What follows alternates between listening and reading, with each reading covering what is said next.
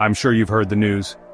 On March 18, 2025, Intel Corporation made a historic announcement. Lip Bhutan, a seasoned industry veteran, was appointed as its new CEO. This marked the first time in Intel's history that an outsider was chosen to lead the tech giant. Tan's appointment came after a period of turmoil for Intel, marked by manufacturing delays, increased competition, and a failed acquisition of Tower Semiconductor. Investors responded to Tan's appointment with cautious optimism. Intel's stock surged 15% upon the news, reflecting Wall Street's hope for a turnaround under Tan's leadership. However, the reaction from employees was more mixed. Some expressed excitement about Tan's reputation for fostering innovation, while others worried about potential job cuts. Tan's return to Intel was also noteworthy. He had previously served on Intel's board but resigned in 2024, citing frustrations with the company's internal inefficiencies.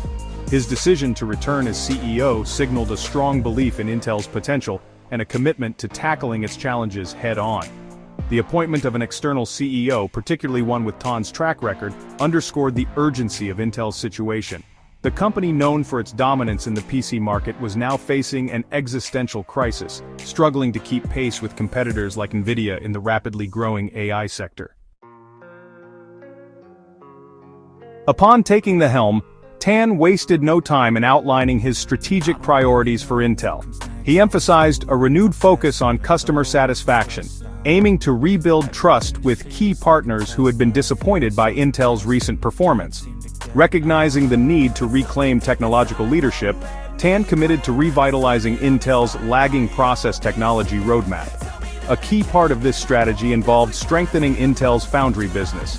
The company had fallen behind rivals like Taiwan Semiconductor Manufacturing Company, or TSMC, in contract chip manufacturing, a critical weakness in the evolving semiconductor landscape. Tan aimed to transform Intel into a world-class foundry, capable of attracting a wide range of customers.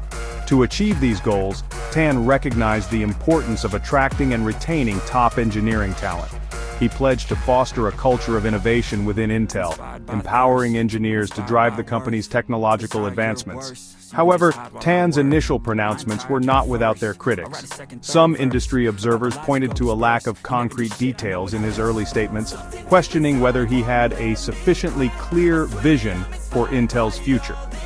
Others expressed uncertainty about his plans for Intel's manufacturing and design divisions, particularly whether he would pursue a strategy of separating the two. While Tan's appointment brought a renewed sense of hope to Intel, he inherited a company facing significant challenges. The most immediate of these was the company's struggling foundry business. The failed acquisition of Tower Semiconductor had exposed weaknesses in Intel's ability to expand its manufacturing capacity and expertise. Adding to the pressure, Intel was facing fierce competition in the rapidly growing market for artificial intelligence chips. Nvidia, with its graphics processing units optimized for AI workloads, had established a significant lead. Catching up in this critical market would require substantial investment and a renewed focus on delivering cutting-edge AI solutions. Internally, Tan faced the daunting task of streamlining Intel's sprawling workforce. The company's employee count remained significantly larger than that of rivals like Nvidia and TSMC, even after previous rounds of layoffs. Tan hinted at tough decisions ahead, suggesting that significant job cuts, particularly in middle management, were likely. These challenges, both internal and external, presented formidable obstacles to Tan's vision for Intel's revival. The company's ability to overcome these hurdles would depend not only on Tan's leadership, but also on the commitment and resilience of its entire workforce. Lip Bhutan's appointment as Intel's CEO marked a pivotal moment in the company's history.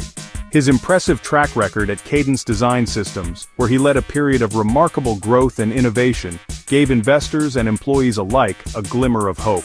Tan's deep understanding of the semiconductor industry, coupled with his reputation for strategic thinking and operational excellence, made him a compelling choice to lead Intel's turnaround. However, the challenges facing Intel were immense. The company was grappling with a lagging foundry business, fierce competition in the AI market, and a bloated workforce. Tan's success would hinge on his ability to articulate a clear strategic vision, attract and retain top talent, and make tough decisions about resource allocation and organizational structure. The coming years will reveal whether Tan's leadership can revitalize Intel and restore its position as a technology leader. His legacy and the future of one of America's most iconic tech companies hang in the balance.